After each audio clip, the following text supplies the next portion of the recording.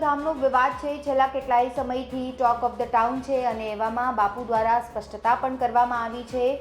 Media reports મુજબ બાપુએ ખાસ આ ઇન્ટરવ્યૂ પણ આપ્યું છે। હેડલાઇન ન્યૂઝના એડિટર જગદીશભાઈ મહેતા સાથે તેમણે ખાસ વાતચીત કરી છે અને અનેક ખુલાસાઓ કર્યા છે। આ સાથે જ તેમણે એ પણ સ્પષ્ટતા કરી દીધી છે કે મારા બાદ કોઈ ગાદી પર બિરાજમાન થશે તો એ કોણ હોઈ શકે છે। એ તમામ મુદ્દાઓ પર મોટા ખુલાસા બાપુએ કર્યા છે। શું કહી રહ્યા છે બાપુ, જાણીશું આ રિપોર્ટમાં। નમસ્કાર, આપ જોઈ રહ્યા છો ગુજરાત તક અને આપની સાથે હું છું સૌમ્યા। ગુજરાતના કચ્છ જિલ્લાના ભચાઉ પાસે કબરાઉ આવેલું છે અને આ કબરાઉ ધામ લાખો શ્રદ્ધાળુઓનું આસ્થાનું કેન્દ્ર છે।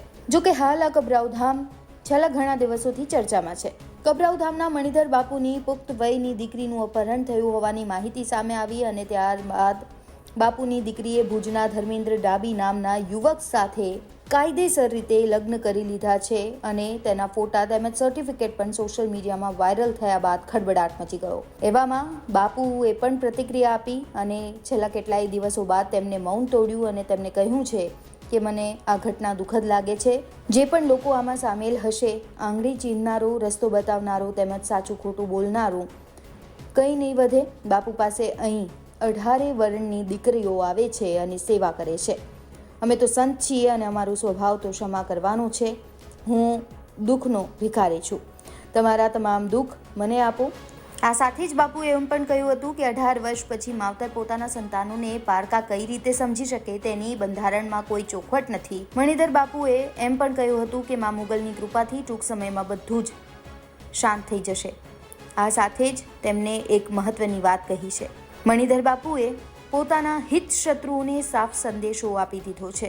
તેમણે કહ્યું છે કે મારા એટલે કે મણિધર બાપુના પુત્ર પછી મા મોગલધામની ગાદીનો વારસો બીજો કોઈ નહીં બલકે મારો યુવાન દીકરો નાગાજણ જ જાળવશે। હાલમાં નાગાજણ જ મંદિરની ત્રિકાળ આરતી સહિતના તમામ કાર્યો કરી રહ્યા છે।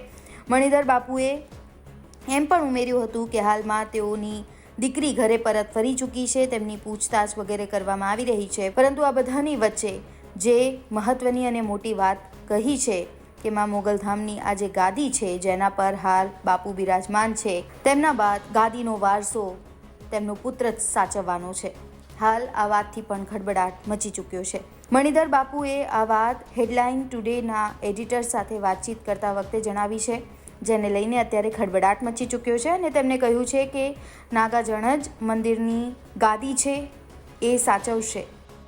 આ રિપોર્ટમાં બસ આટલું જ। ગુજરાતના તમામ મહત્વના સમાચાર જોવા માટે અને જાણવા માટે આપ જોડાયેલા રહો ગુજરાત તક સાથે। નમસ્કાર।